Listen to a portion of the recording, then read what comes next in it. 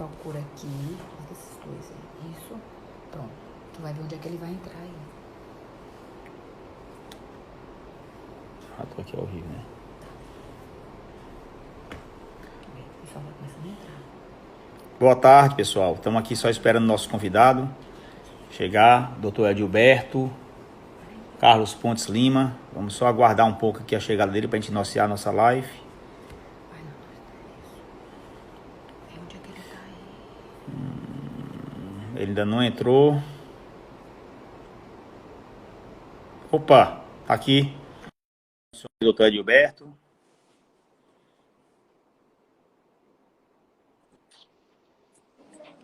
Entrou aí? E agora sim. Ouvi? Boa tarde, Edilberto. Tudo bem? Boa tarde, tudo bem?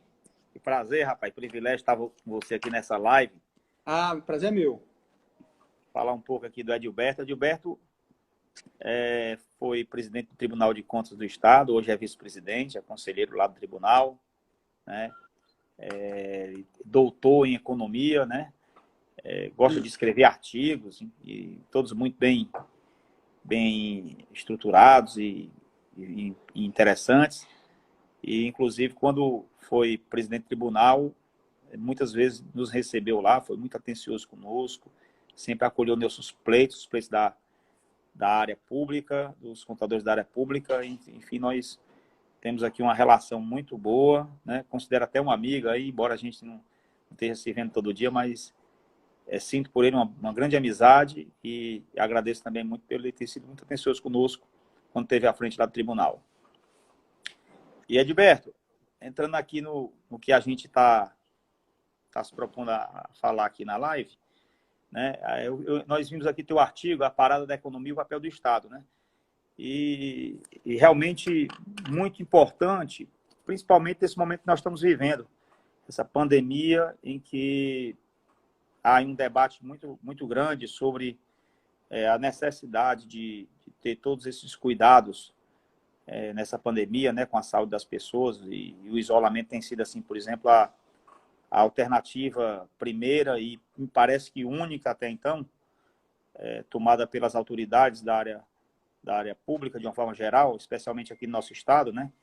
Nosso isolamento foi prorrogado até o dia 5 de maio, ainda sem uma perspectiva se vai reabrir a economia ou não, mas conversar contigo um pouco, ver a tua visão sobre esse momento que nós vivemos, né? E justamente o papel do Estado nesse momento em que estamos numa pandemia, e uma pandemia, eu diria, não só de saúde, mas também econômica, vamos dizer assim, né? Existe aí também uma questão econômica muito forte que está, vamos dizer assim, prejudicando aí principalmente as pessoas jurídicas. Quer dizer, as pessoas físicas estão tratando da saúde, ficando em casa, mas ao mesmo tempo estão se prejudicando no sentido de que muitos estão perdendo seus empregos ou vão perder seus empregos. Muitas empresas estão fechando, muitas empresas estão tendo descontinuidade, com muita dificuldade, né, e sem uma perspectiva desse momento. Então, como é que você enxerga aí o papel do Estado nesse momento em que nós vivemos um paradoxo aí entre saúde e economia? Então, boa tarde, Robson. É um prazer enorme conversar com você, conversar com todos do Conselho Regional. Realmente eu tenho uma relação muito boa com o pessoal do Conselho de Contabilidade, sempre um prazer muito grande. Dá para ouvir bem aí? Tá Tá bom? bem, tá Tá ótimo. bom, né? E tinha um prazer especial quando o Robson ia ao tribunal, porque eu sempre tinha perguntas do Ceará para fazer a ele, que meu filho já encomendava. Olha, o Robson vai lá, então pergunte isso, pergunte aquilo, se o técnico vai ser demitido, se não vai. Então eu sempre brincava com ele sobre isso. E eram sempre conversas muito produtivas, muito interessantes. E obrigado por esse convite. Tem uma amiga, Robson, que é muito espirituosa, e ela disse assim, olha, a gente abre a geladeira, sai uma live. De fato, toda hora a gente... Tantas lives, né? O tempo inteiro isso. Mas isso é um sinal de que o ser humano ele é muito... Aquela história que realmente é um ser social, né? A gente tem necessidade de estar em interação com as outras pessoas. Não basta... Agora mesmo, acabei de sair de uma reunião no Google Meet, que era um secretário de controle externo em todo o Brasil, e a gente estava discutindo o papel dos tribunais de contas, a atuação, como é que deveria atuar na história da pandemia. Porque a ideia é o seguinte, olha, os tribunais não podem atrapalhar, tem essa visão de estar criando obstáculos artificiais nesse momento difícil que a gente está vivendo agora, mas ao mesmo tempo a sociedade espera que compre o respirador, que faça o hospital, que faça o que tem que ser feito, mas que seja respeitado aqueles limites, aqueles princípios. Ninguém quer nada superfaturado, não é isso? Quer comprar o álcool em gel, mas de acordo com o preço que esteja sendo praticado pelo mercado neste momento. É claro que não vai querer que seja o preço de antes da pandemia, que essas coisas subiram. Mas também não quer que seja 2, 3 vezes mais caro, seja 50% mais caro. Então, o controle externo continua tendo esse papel. E agora estava debatendo com o secretário de controle externo em todo o Brasil exatamente sobre isso. Como é que deve ser a atuação do Tribunal de Contas? Não atrapalhar, mas ao mesmo tempo não se omitir, né? Continuar cumprindo o seu papel para o qual ele foi desenhado. É um desafio, tanto não é trivial, até porque é um assunto completamente inesperado nesse ponto específico.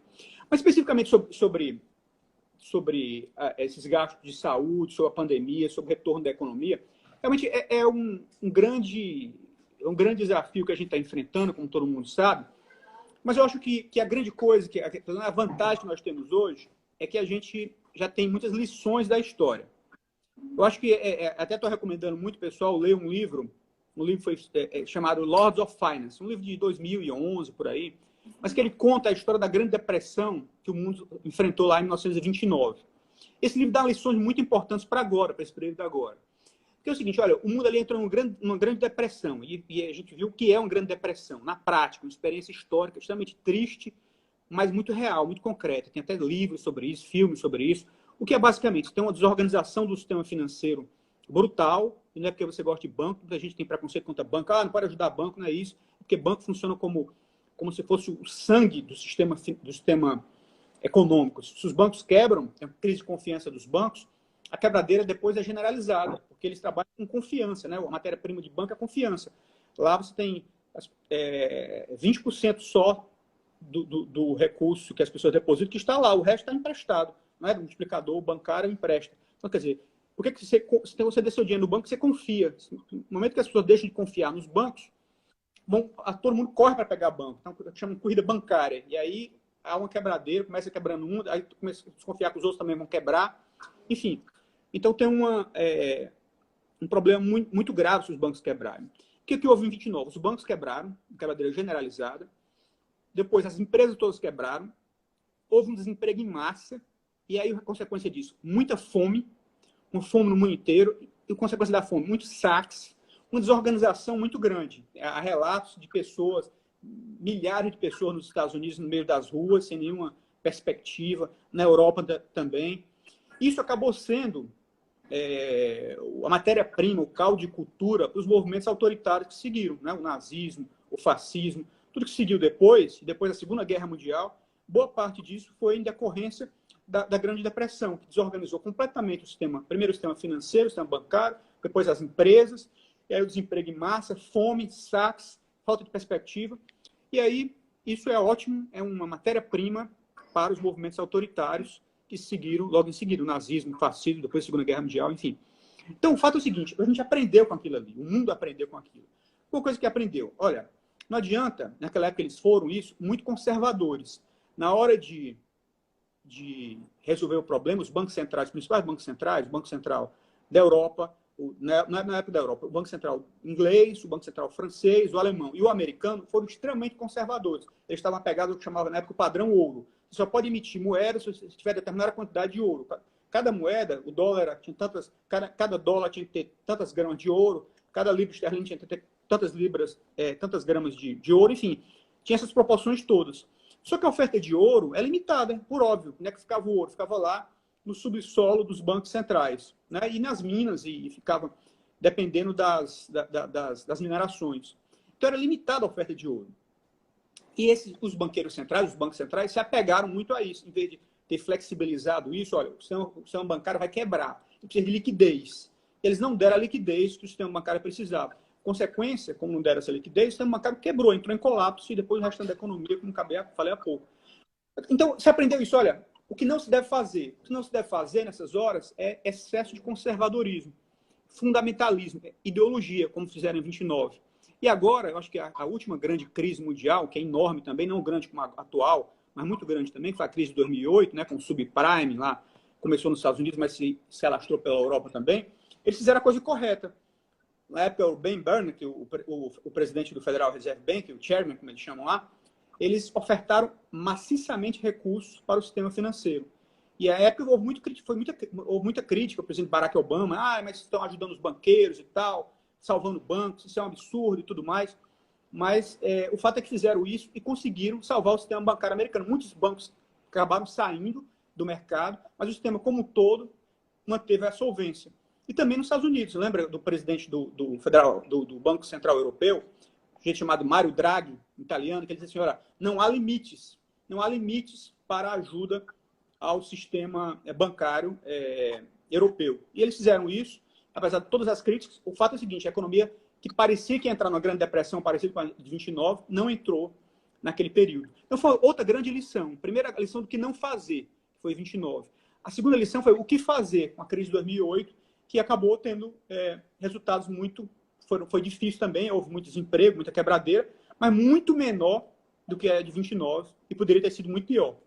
Então agora a gente tem uma crise semelhante, até talvez pior do que a de 2008.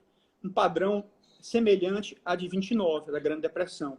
Mas como a gente já aprendeu isso, o mundo já aprendeu essa lição, a gente observa claramente que essas receitas estão sendo utilizadas agora.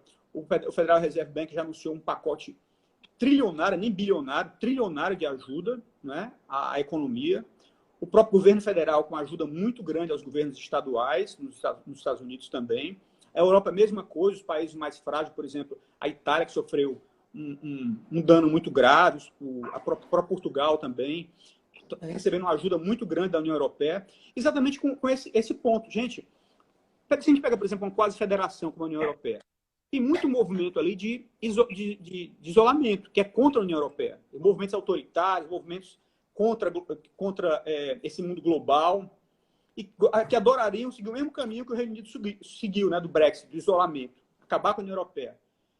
E nesses momentos agora, se a União Europeia não entrar forte, ajudando, apoiando, você dá muita margem, muita força aos que são contra a União Europeia. Então, eles acordaram para isso, anunciaram um pacote agora, não sei se vocês viram, a Lagarde, que é a presidente do Banco Central Europeu, anunciou um pacote de 800 bilhões de euros para ajudar o sistema bancário e a economia e os governos de uma forma geral na Europa, à semelhança do que aconteceu com o Mario Draghi na crise de 2008. Então, me parece que esse é o caminho. A gente não é um momento de ideologia, é um momento de a gente ser fundamentalista. É o momento do papel do Estado atuar fortemente por meio dos seus vários instrumentos, Banco Central, bancos de fomento. E no Brasil, essa é uma questão muito interessante, como houve uma série de problemas nos governos anteriores, a gente viu aí Lava Jato, esses problemas todos que aconteceram, formou problemas no BNDES, que foram muito denunciados, formou-se uma certa ideologia anti-governo, uma ideologia anti-Estado, como se a participação do Estado fosse sempre ruim, associada à ineficiência, associada à corrupção. Mas, gente, nesse momento agora, se não for o Estado atuando fortemente, se não for o Estado, a gente não vai conseguir sair desse buraco. A gente vai entrar na depressão e vai cada vez afundar mais, como se fosse um atoleiro. Primeiro, na questão imediata, a questão de saúde. O apoio do setor privado é importante, claro que é. O setor privado, por exemplo, compra, outro dia vi em vários estados, aqui houve também cotas de pessoas, de milionários, de pessoas que têm muitos recursos, fazendo cotas para comprar respiradores, para auxiliar em construção de hospitais. Tudo isso é importante. Mas todos nós sabemos que isso é absolutamente insuficiente. Se o Estado não entrar pesado, o Estado, o governo, o estadual, o governo de uma forma geral, as pessoas que não têm condição de pagar, elas vão morrer à míngua, não é isso? Então, é o papel do Estado tem que entrar muito forte aí, tanto na área de saúde diretamente, construção de hospitais de campanha, construção de respiradores, de UTIs, etc. O Estado entra fortemente, mas como também na área de proteção àqueles que estão sendo atingidos diretamente por uma pandemia. O Robson, que é contador e que tem empresa de contabilidade, deve estar sofrendo isso na pele, vendo seus clientes sofrendo isso diretamente. Quer dizer, se o Estado não atuar fortemente para apoiar esses setores que foram atingidos diretamente, o que a gente vai ter é o que houve em 29, uma desorganização completa. E aí, desemprego em massa, daqui a pouco começa a ter saque no supermercado, ter problemas, gente na rua, morrendo de fome, pedindo de toda ordem, enfim. A desorganização econômica e social muito grande. Quer dizer, e a fome, esse tipo e a desorganização econômica, é a matéria-prima, como foi em 29, para movimentos autoritários, para desorganização política, para desorganização do Estado.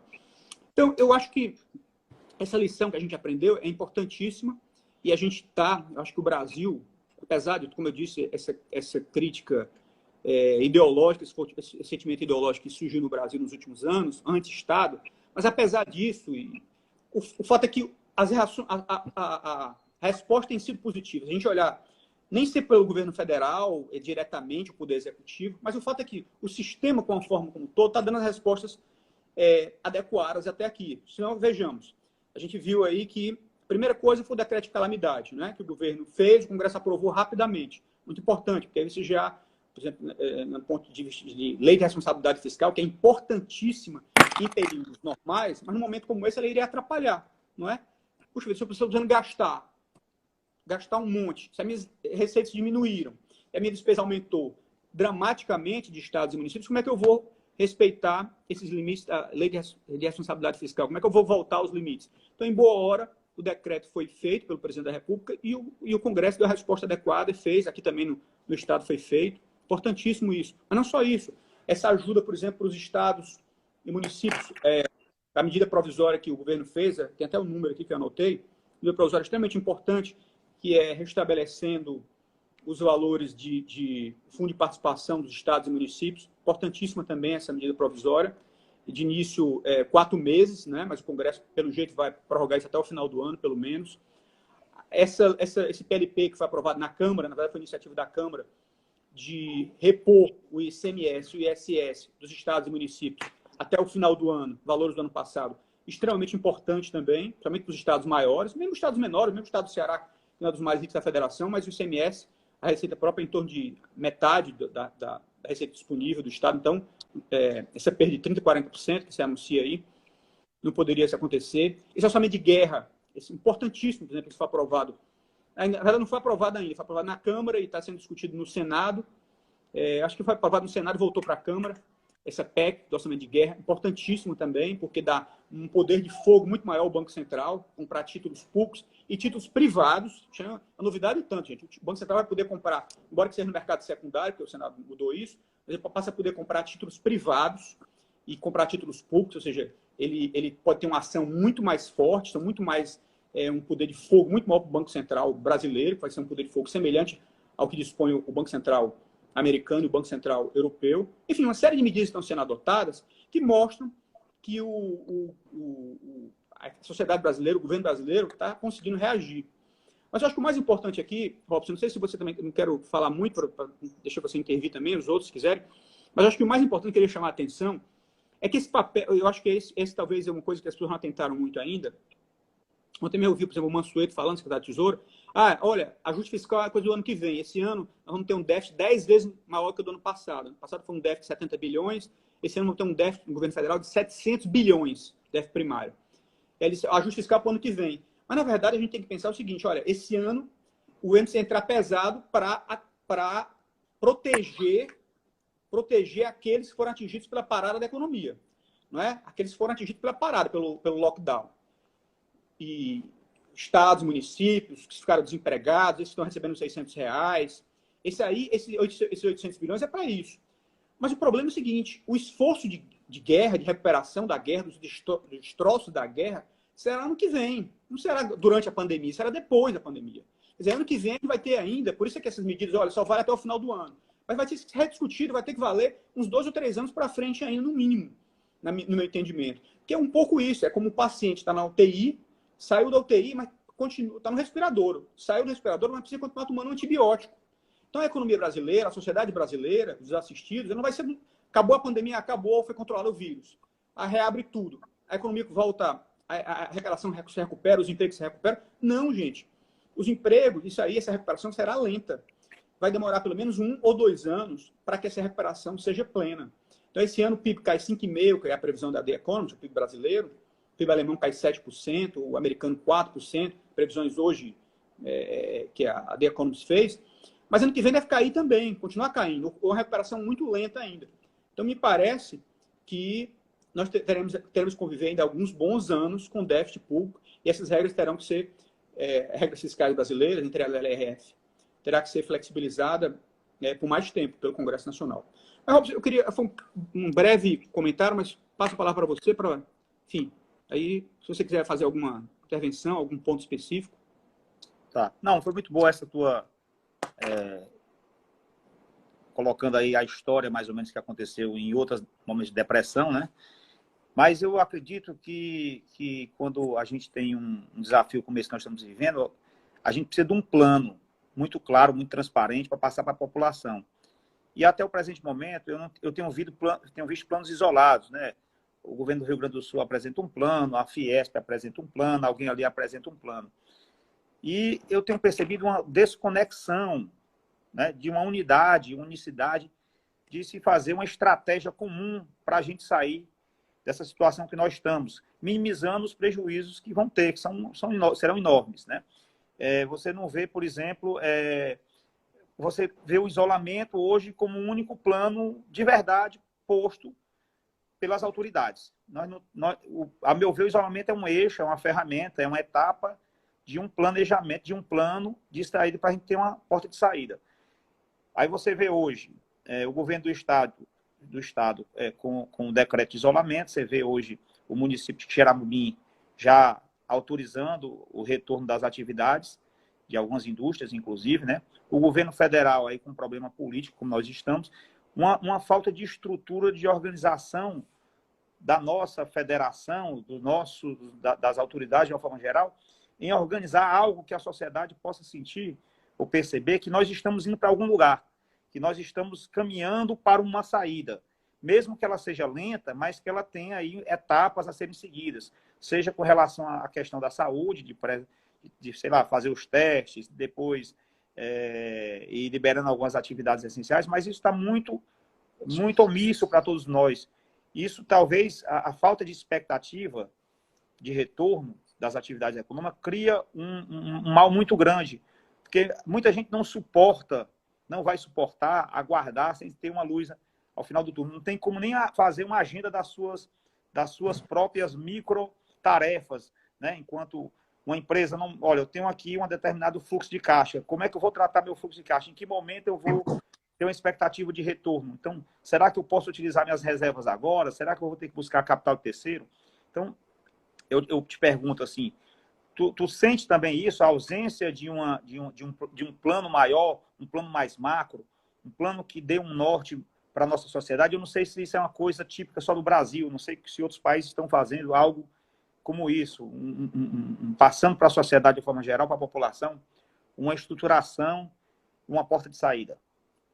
Não, sem dúvida, eu acho que esse é um ponto fundamental. Quer dizer, se a gente tem um federalismo, uma das características do federalismo é a coordenação. Não existe hierarquia entre os entes federados, entre a União, os estados e os municípios, mas tem que ter uma coordenação. E, infelizmente, hoje, até no problema mais imediato, que era o problema do enfrentamento direto da pandemia, a gente tinha coordenação, né? O presidente atirava para um lado, o ministro da Saúde para outro, cada secretário, cada governo estadual falando uma coisa diferente, enfim, mostra a fragilidade, a deficiência institucional que o Brasil hoje tem nesse campo do federalismo, tem uma coordenação. De fato, cada um caminhou por conta própria, né? E isso ficou muito evidente agora. Houve uma falha do federalismo brasileiro muito clara agora. Cada um ficou por si e ainda bem que havia uma autonomia, porque muitos governadores puderam tomar providências que havia resistências no governo federal, e eu acho que isso foi até importante, essa autonomia. Mas você tem toda a razão, quer dizer, a falta de uma coordenação é muito clara, muito evidente, há uma necessidade imediata disso. Porque, como eu estava falando antes, outro dia eu vi alguém falando sobre plano Marshall, por exemplo. Precisa agora lançar um plano Marshall para o Brasil, né? Que foi o plano que foi feito para a reconstrução da Europa logo depois da guerra.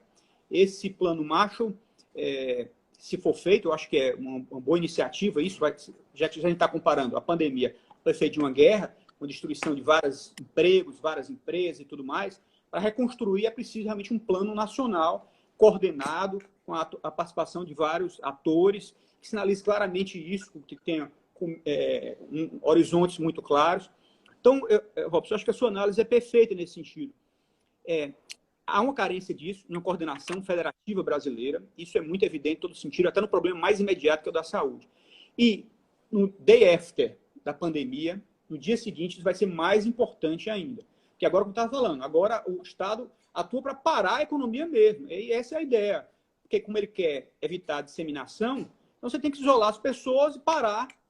O Estado usa sua força para parar. Quando ele começar a usar a força para reconstruir esse esforço nacional, tem que haver realmente os governadores, o presidente da República, enfim, as principais autoridades do país, tem que ter um plano comum, coordenado, harmônico, e a partir de muito diálogo. Porque a federação é isso. Isso dá um trabalho enorme.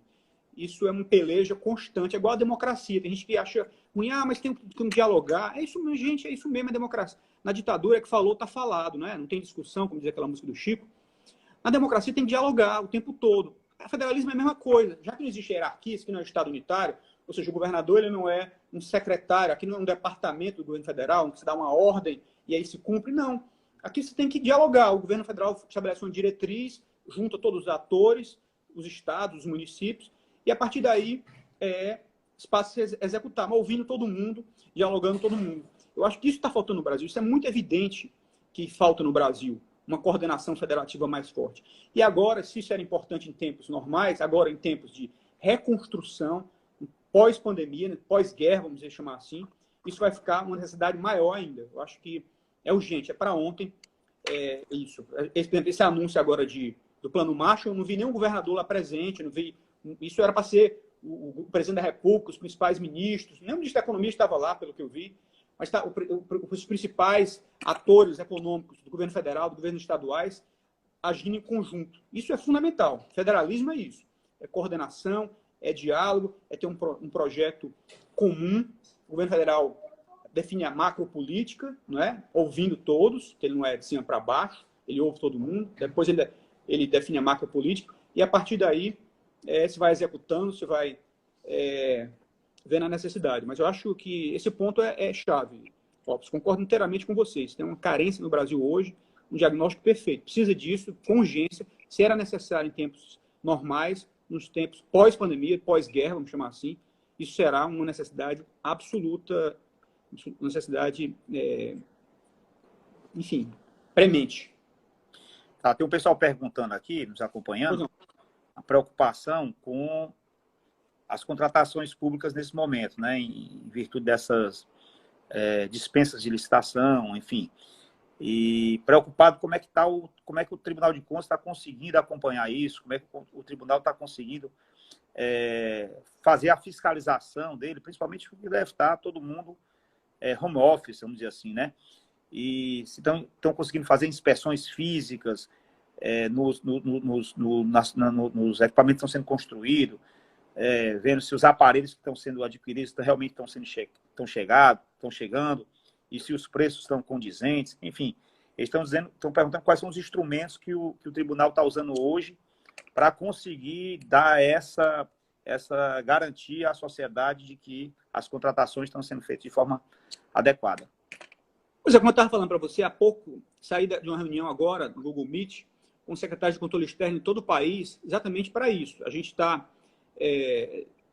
definindo e aprendendo com a experiência do outro, boas práticas, o que alguém fez bacana lá no Amazonas, no Rio Grande do Sul, no DF, e o que está sendo feito bacana aqui no Ceará, para a gente compartilhar essas práticas. Então, o que está sendo feito especificamente aqui no Ceará, né? Já está sendo construído. Por exemplo, não sei se vocês viram, foi noticiado no site do tribunal, equipes do TCE foram lá, havia questionamento sobre, por exemplo, o presidente Vargas, não é? Então, equipes do TCE, junto com o pessoal do Ministério Público Estadual, equipes do TCE foram ao presidente Vargas ver a construção, que aqui havia uma série de documentos que foram solicitados, né? O TCE formou uma comissão específica comissão de 6 ou 7 servidores, multidisciplinar, com engenheiros, com advogados, contadores, enfim, gente de várias áreas, servidores efetivos do tribunal, da Secretaria de Controle Externo, para acompanhar as licitações que estão acontecendo, denúncias que estão ocorrendo, nosso canal de ouvidoria continua aberto. Enfim, o tribunal está atuando muito fortemente. É claro que com todas as restrições do momento, agora, que todos estão enfrentando, né? O trabalho está sendo, a maior parte, em home office, não tem jeito, apesar de ter feita essa fiscalização presencial, os engenheiros do tribunal foram lá, ao PV, mas, regra geral, é por análise de documentos, análise dos editais, o nosso observatório de licitação também está funcionando a pleno vapor, não é? Então, o tribunal tem, sim, uma estratégia, apesar de todas as limitações agora do momento, tem, sim, uma estratégia para fiscalizar, para acompanhar de muito perto todas as contratações que estão acontecendo no âmbito da Covid-19. E, além disso, os julgamentos também estão sendo realizados. Em um mês de março, desde que o tribunal passou a ser por home office para agora, um mês, foram mais 1.050 processos julgados pelo tribunal, pelo plenário virtual. Então, não parou de forma nenhuma. Cautelares estão sendo examinados. Eu mesmo, como relator, examinei uns 3 ou 4 pedidos de cautelar, pedi esclarecimentos.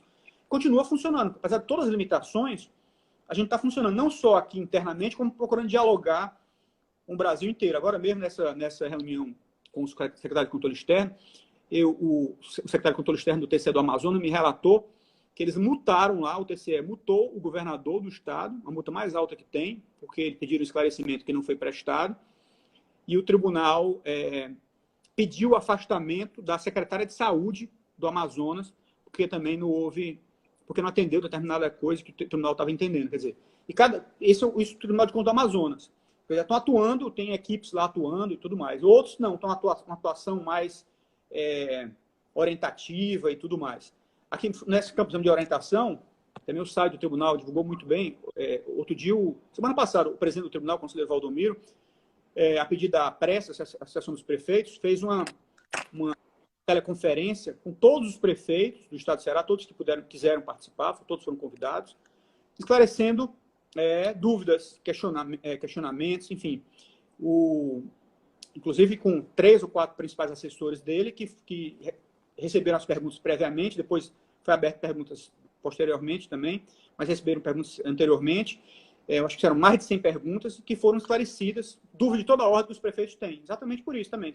Aquela ideia de que o tribunal tem que fiscalizar, é seu dever, e vai continuar fazendo isso, mas principalmente o que ele quer é que as coisas funcionem, quer que o respirador chegue, enfim, que as coisas aconteçam da melhor forma possível, que o hospital seja reconstruído o mais rápido possível. Mas claro que quer que tudo isso aconteça sem superfaturamento, sem desvio, cumprindo a lei e tudo mais. Então, esse papel orientador do tribunal tem sido reforçado de várias formas, e essa é uma das formas. Semana passada, o presidente Valdomiro teve essa teleconferência com os prefeitos, e foi muito bom. Teve até editorial do jornal O Povo elogiando a iniciativa, que realmente foi muito bem sucedida. Como é que está essa experiência, aproveitando, falando um pouco sobre o Tribunal de Contas? Inclusive, quem quiser fazer pergunta, pessoal, pode ir fazendo aqui, que a gente vai replicando aqui para o Edberto. Como é que está o tribunal depois da extinção do TCM? Você acha que houve avanços em relação a essa missão do tribunal ele está conseguindo realmente assumir as funções que eram antes do Tribunal de Contas do município?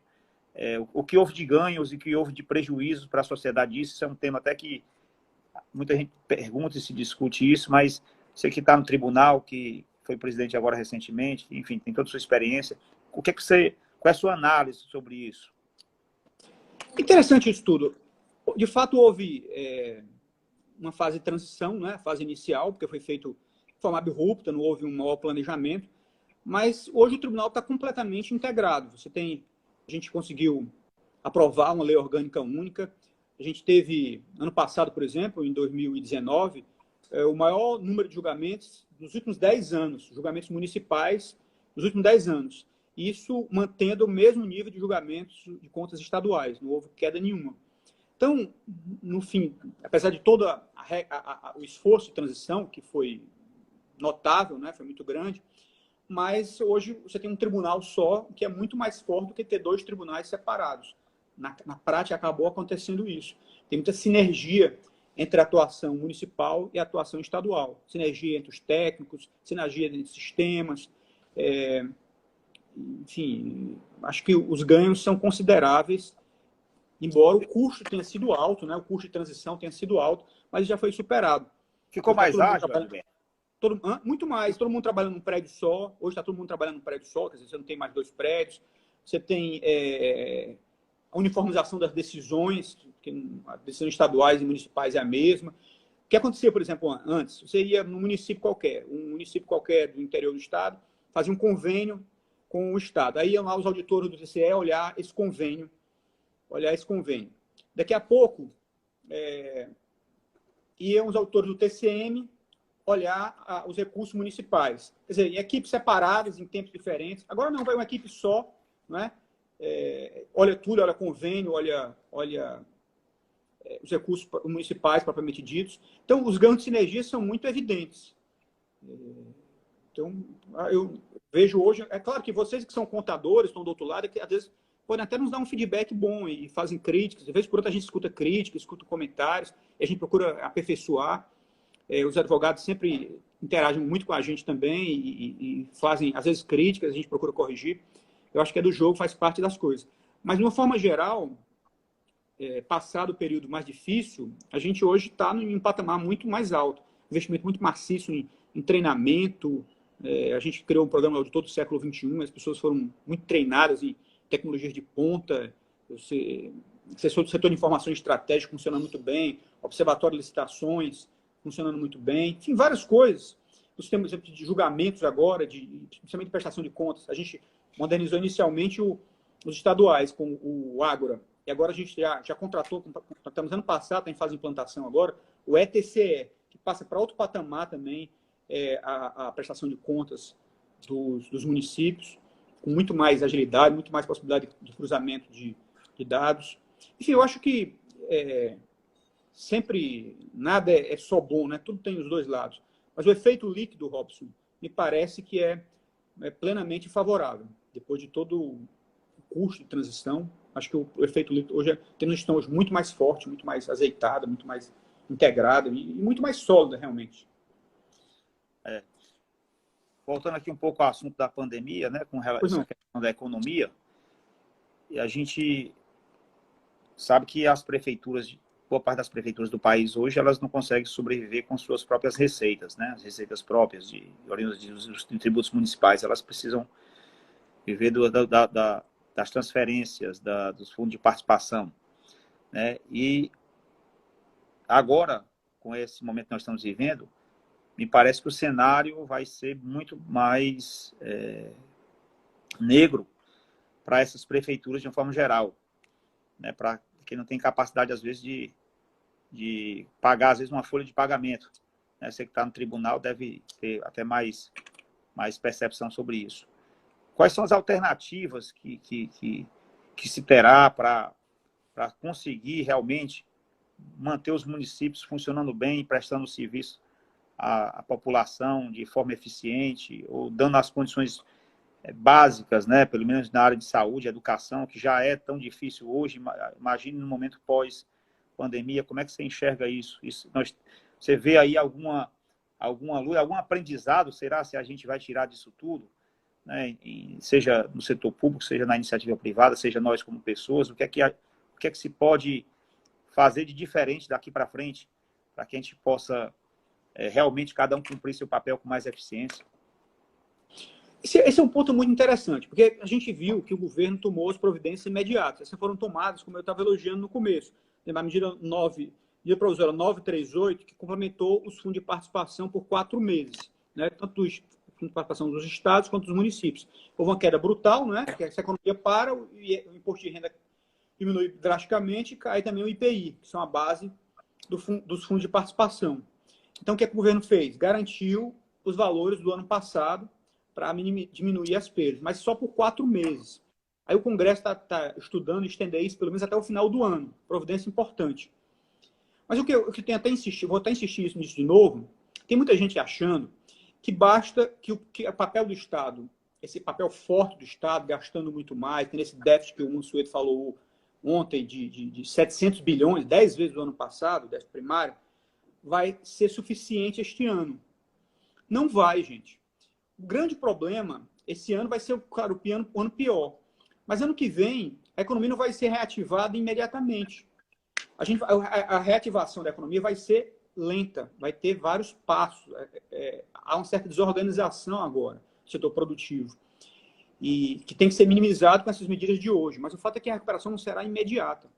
Por isso aqui a gente tem que estudar medidas para este ano, emergenciais, como já foram adotadas algumas, como falei, orçamento de guerra, importantíssimo, CPLP 149 complementa ICMS e ISS dos estados e municípios, importantíssimo.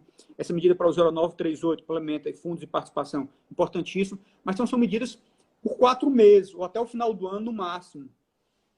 Aí ano que vem? Ano que vem é o ano de novo de a gente voltar a falar plenamente nas regras fiscais da LRF. Então, quer dizer, chegou 1º de janeiro. Agora então os prazos começam a correr de novo. Você tem quem tiver desenquadrado tem ali só 2 quadrimestres para se recuperar, é isso? Então o Congresso Nacional, e não é o Tribunal de Contas que vai decidir isso, o Tribunal de Contas é só o termômetro. Então, às vezes ele é acusado disso, o tribunal está sendo muito duro, o tribunal, até eu digo isso quando eu recebi muitos prefeitos, muitas pessoas lá, e criticava às vezes o tribunal, mas o tribunal tem que ver isso. Eu digo, gente, o tribunal não é o Tribunal de Contas que faz a lei, o Tribunal de Contas até entende todo o problema, e procura ter o máximo de boa vontade, compreensão. Esse é o seu papel. Mas o fato é o seguinte, esse é um trabalho para o legislador.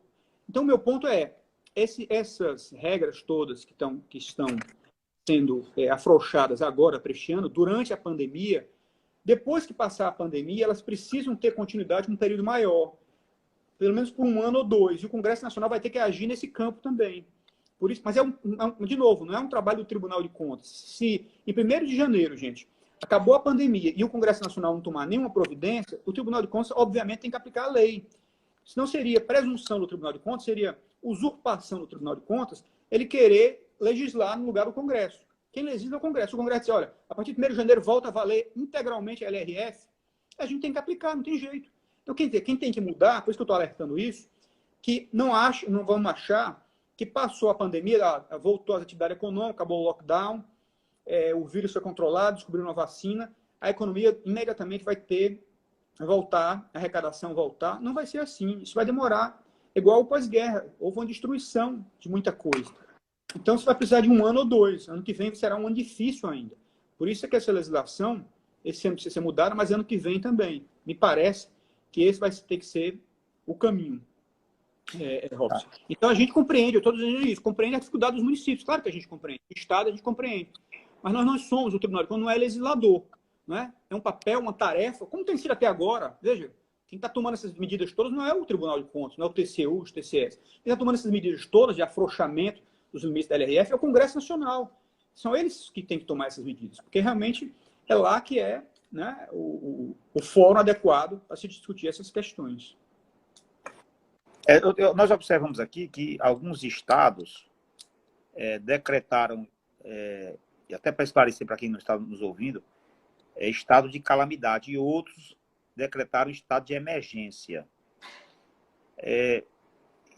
O que é que autoriza, vamos dizer assim, a um estado que decretou calamidade e outro que decretou emergência? Qual é a diferença de gastos públicos, vamos dizer assim, que ele ou dispensa de licitações que teriam, ou se ambos estão dispensados? Qual é a diferença básica desses dois instrumentos aqui? É porque o estado de calamidade ele é mais abrangente. Por exemplo, para você conseguir ficar livre dos limites de enquadramento da lei de responsabilidade fiscal, precisa de estado de calamidade. A lei de responsabilidade fiscal não fala em estado de emergência, ela fala em estado de calamidade, que precisa ser aprovado no âmbito federal pelo Congresso Nacional, né, tanto pela Câmara quanto pelo Senado. No âmbito dos estados, precisa ser aprovado pela Assembleia Legislativa. E é interessante isso, Robson. Dos municípios, não é a Câmara de Vereadores que aprova, não. Quem aprova é a Assembleia Legislativa. Então, o município pede, mas quem aprova é a Assembleia, não é a Câmara de Vereadores. Dos municípios, para calamidade. Então, a calamidade é mais abrangente. O estado de emergência já dá alguns refrescos na área de compras, né? Na licitação, você consegue dispensa de licitação para aqueles itens relacionados, aqueles produtos e itens relacionados ao objeto do estado de emergência. Mas a situação atual não é do estado de emergência, é um degrau na frente. É de fato estado de calamidade. Por isso que a União decretou, o estado do Ceará decretou e vários estados decretaram. E se você só vai conseguir, repetindo a história, você vai conseguir o refresco para os limites da LRF, nos termos do artigo 65 da Lei de Responsabilidade Fiscal, se o Estado ou o município declarar estado de calamidade. Não basta o estado de emergência. O estado de emergência dá alguns refrescos na área de compras e tal, mas a LRF tem que ser calamidade. Tá. Você começou fazendo uma avaliação aí de vários momentos da história, vamos dizer assim, de vários países que passaram por grande dificuldade na época da guerra, na época de depressões econômicas. E hoje é um problema global. Todos nós estamos enfrentando aí, praticamente todos os países, né, todas as nações enfrentando a pandemia. E quem, assim, você observa que está conseguindo as melhores práticas, que está conseguindo, nós estamos bem nesse cenário, como é que está a gente, a nível do Brasil, nesse contexto mundial, de tratar esse tema? Como é que você está percebendo isso? Você acha que nós estamos no caminho certo? Quais sugestões você daria para a gente corrigir a nossa rota? Eu acho o seguinte, quando a gente olha o resultado geral, apesar de todos, né, os conflitos que a gente está vendo aí, a falta de coordenação federativa no Brasil, que é muito evidente, coordenação federativa na área de saúde, né, numa hora o presidente dizia uma coisa, o governador dizia uma outra, o próprio ministro da Saúde dizia uma coisa, o presidente dizia outra. A falta de coordenação federativa no Brasil, um grande problema. A gente viu isso também nos Estados Unidos. Né? O presidente Trump, com muitas dificuldades com alguns governadores, quem é que define o lockdown. Mas na Europa também a gente teve reclamações em alguns países, na Itália, de que a resposta estava sendo muito lenta, estava faltando solidariedade. Então, há muitos problemas de uma forma geral, não é? Mas o fato é o seguinte, a gente, tirando os problemas, olhando a resultante, o resultado líquido, aqui no Brasil, a gente está caminhando bem de uma forma geral, né, comparado com a experiência americana e a experiência europeia. Por que eu digo isso? E não necessariamente é mérito do Poder Executivo Federal, mas o sistema está funcionando. Por exemplo, essa PEC do orçamento de guerra foi iniciativa da Câmara dos Deputados. Não foi o Poder Executivo, que tinha uma visão assim, muito liberal, muito anti-Estado, principalmente o pessoal da economia, né? Do Ministério da Economia tinha essa visão, um certo preconceito contra o papel mais ativo do Estado, mas foi lá a Câmara e resolveu, mandou para o Senado fez alguma modificação e voltou para a Câmara. O fato é que está sendo encaminhado o orçamento de guerra, que dá muito mais instrumentos ao Banco Central. Depois o próprio Executivo viu que era importante também, se engajou, né? O próprio Banco Central deu opiniões e foi ouvido, e boa parte foi feito de acordo com o que eles pensavam também. Essa complementação de ICMS e ISS para os estados e municípios. De novo, foi uma iniciativa do Congresso Nacional. A própria Câmara aproveitou aquele PLP 149, que tratava até de matérias diferentes, e aproveitou, que era até mais antigo, aproveitou e colocou essa complementação, com muita resistência do Poder Executivo Federal, que entendeu que não era o melhor caminho, queria uma ajuda menor, e estava propondo uma ajuda que era mais ou menos a metade daquilo. Mas o fato é que foi aprovado na Câmara e está lá no Senado sendo discutido. E eu espero que o Senado aprove, que é fundamental, senão os estados e municípios vão entrar em colapso, um colapso muito grande se não houvesse complementação. Então, o que eu vejo é isso, é que, no fim do dia, as coisas estão se encaminhando aqui no Brasil. Apesar, né, de muitas quebra de braço, e é normal da democracia, é assim mesmo, até porque não é a hierarquia, não é ditadura, é diálogo, cada um pensa de um jeito, e é normal que seja assim. Mas a resultante, me parece que está caminhando bem. Né? Todas essas medidas foram encaminhadas, são medidas fortes. Né? Esse ano vamos ter um déficit de 700 bilhões, déficit primário. E o que é isso? É gasto público. E daí está saindo esse dinheiro, gente. Se não tinha antes, como é que apareceu esse dinheiro? É basicamente endividamento público. Né? E emissão primária. O Banco Central está emitindo moeda. Até tem uma grande discussão sobre isso. O que é que se deve fazer? Está usando as reservas internacionais agora? Tem muita gente defendendo, olha, no momento de usar, tem 300 e tantos bilhões de reserva, é o momento de usar as reservas. A gente que diz, olha, acho que não, é o momento de aumentar o endividamento público, o momento de emissão primária de moeda. Pega a emissão, o Banco Central como emissor de moeda, e passa a emitir moeda maciçamente. Mas isso vai causar inflação? Há toda uma discussão sobre isso. Olha, como vai causar inflação, gente? O problema hoje talvez seja deflação.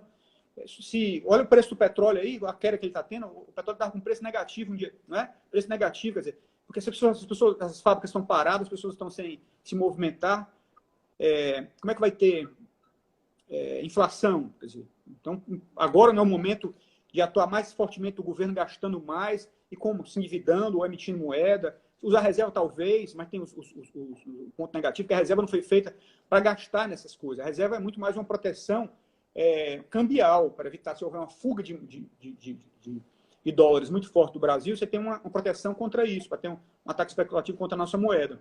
Não é para gastar em gastos correntes ou mesmo investimento do país. Mas, enfim, eu acho que as providências estão sendo adotadas. Por isso, respondendo a sua pergunta, é isso. Com muitos problemas, claro, com falta de coordenação, poderia ser muito melhor isso.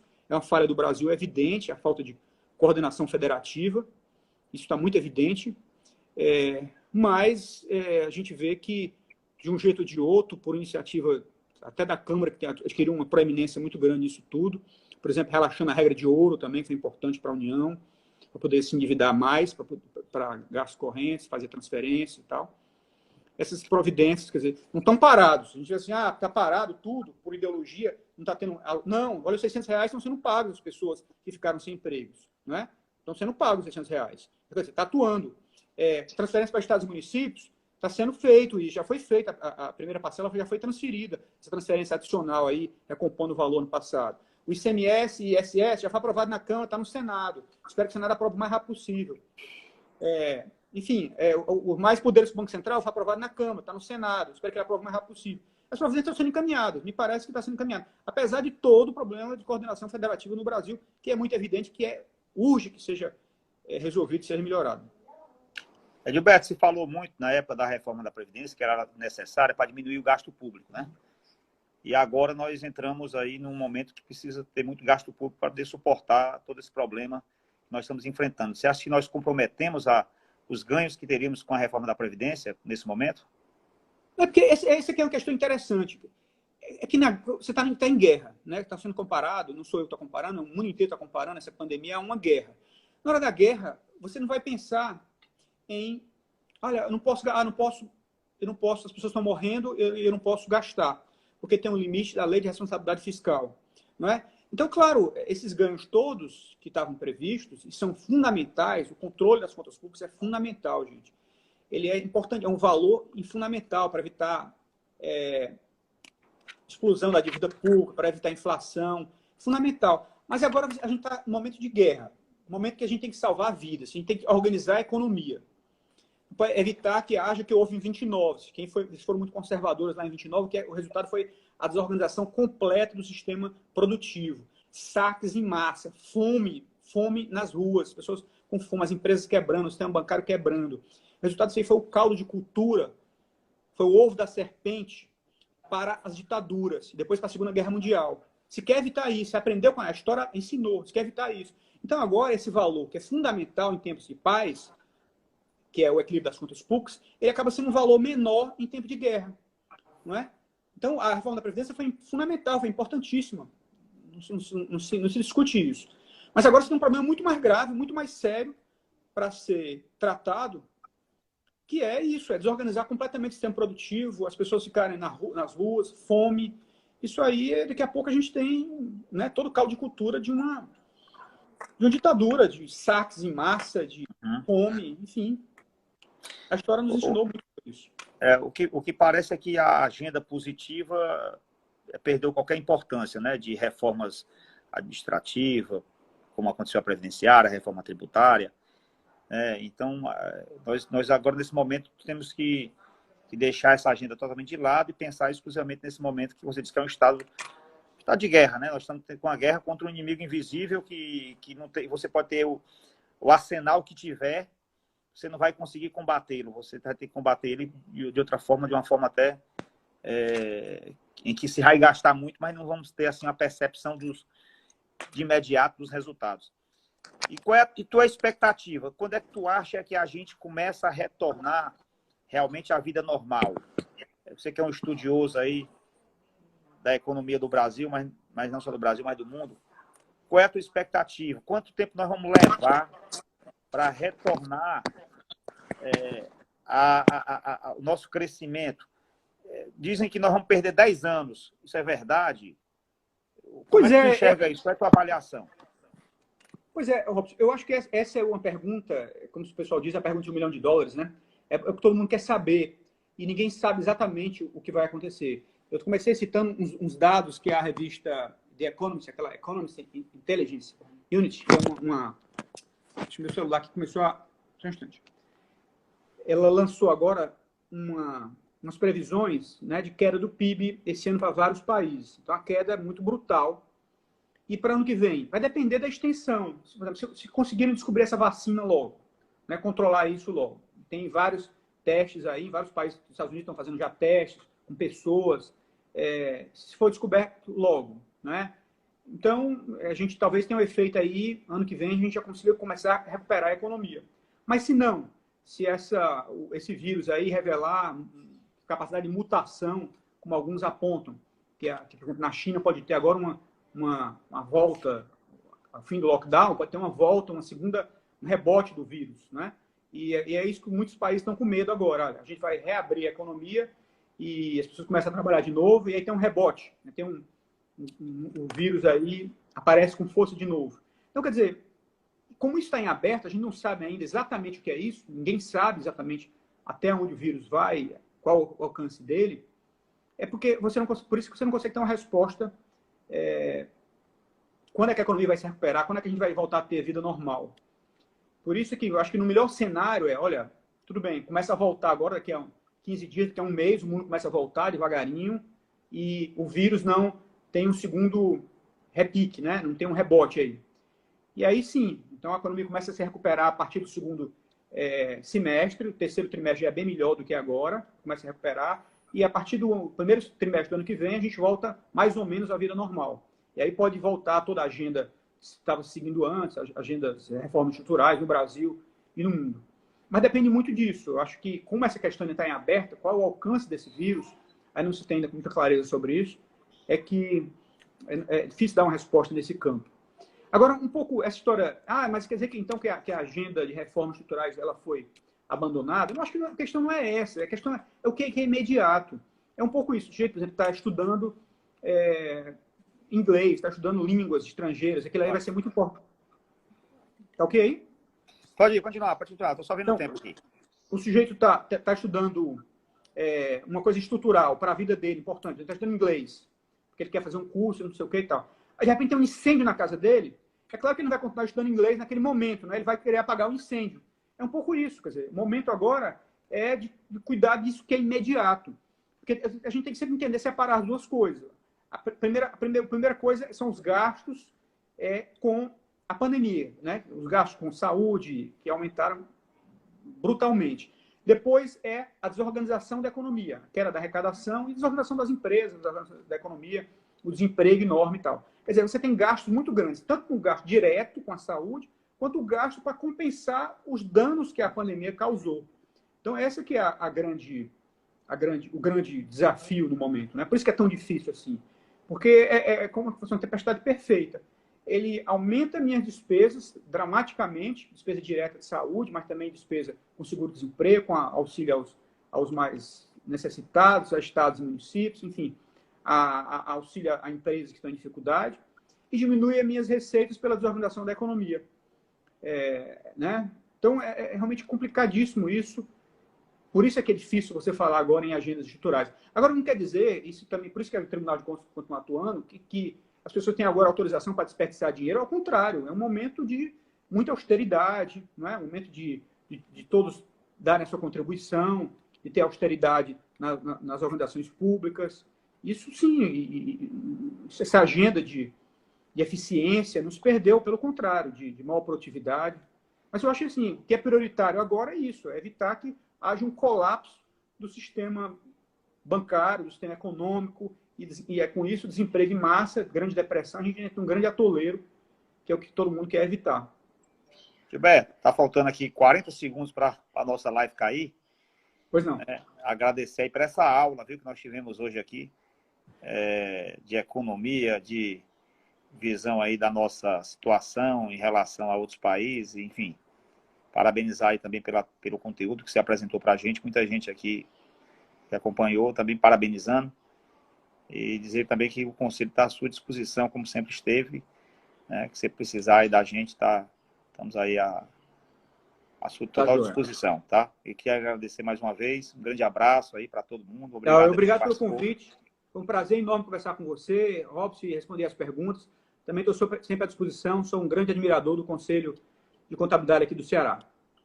Tá encerrando aí. Um abraço. Vai cair Abração. agora. Tchau.